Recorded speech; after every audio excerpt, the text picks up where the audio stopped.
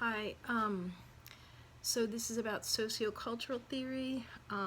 It's a perspective of education theory that identifies culture and the wider society that humans occupy as the leading director of how and why humans learn what they learn and how and why they demonstrate what they know. The first reference I'm using is a really nice table I got comparing Piaget and Vygotsky. Um, Vygotsky has a strong emphasis in the sociocultural context, obviously. He was a social constructivist. He did not believe in stages of development. He believed in the zone of proximal development, which we talk about in a minute. And he believed that language played a powerful role in shaping thought, and Piaget did not agree with that idea. Key concepts are internalization, the zone of proximal development, development occurs after learning, social exchange is the main frame for learning, that language is the tool used to mediate that learning. Distributed intelligence is a process by which a body of knowledge is grown by relying on culturally specific cognitive and technology tools, as well as support from the community in a collaborative effort at learning. So sociocultural learning is a really collaborative, social, community-based way of teaching that relies on what the students know, their cultural background, and how we can integrate that in the classroom.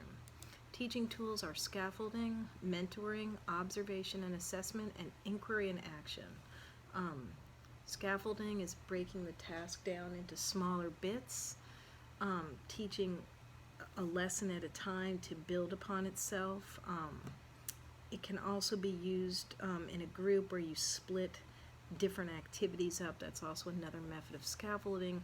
Mentoring is a process in which a more competent participant in the learning guides the learner in questions towards the answers without giving the learner the answers. A mentor can be an invaluable asset in critical thinking and supporting autonomy. Observation and assessment, that's something that we all do in the classroom, so that's implications for use. And inquiry and action represents the next steps in knowledge acquisition in which the learner investigates information in a supported state and takes action with the information in order to integrate it into their knowledge body, which could include part of their cultural knowledge body.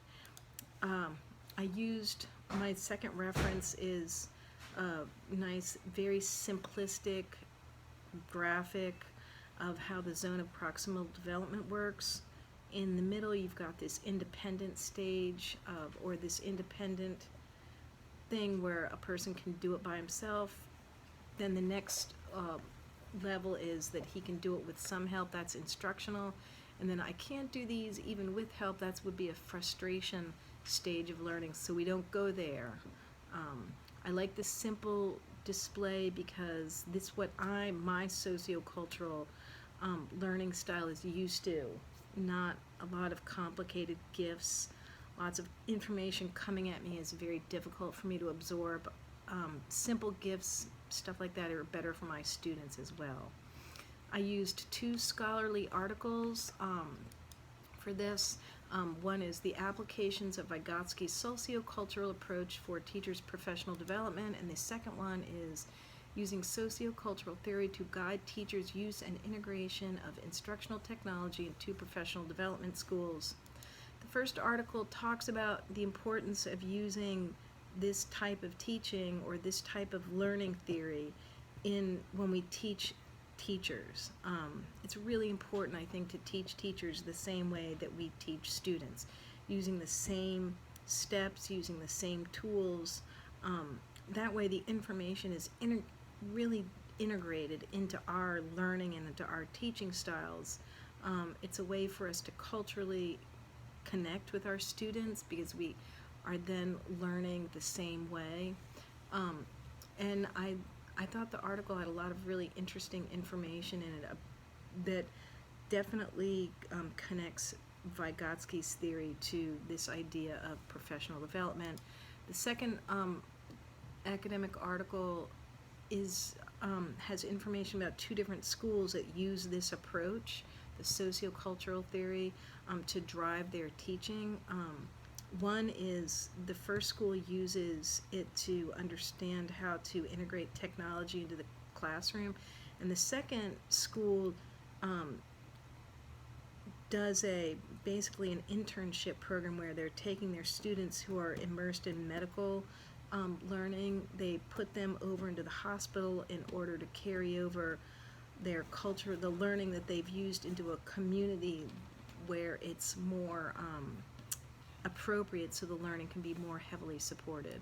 My last reference is to Reggio Emilio.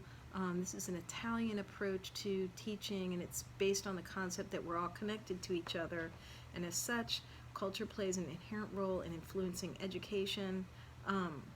My own children went to a school that was based on the Reggio Emilio theory, and this school is a K through 8 school, and for the first 3 or 4 years of schooling up until 4th grade, students are taught based on a conversation-guided curriculum.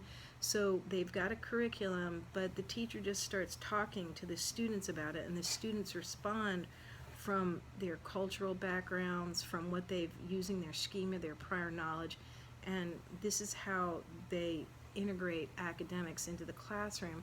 And they do it in order to primarily focus on community building, with this understanding that if you can't get along with your peers, it's going to be very difficult for you to absorb content. The implications of sociocultural learning in the classroom are seen everywhere. Scaffolding, mentoring, and making academics culturally relevant all stem from his understanding that learning is directed by the environment from which you come. Thanks very much. Have a great afternoon.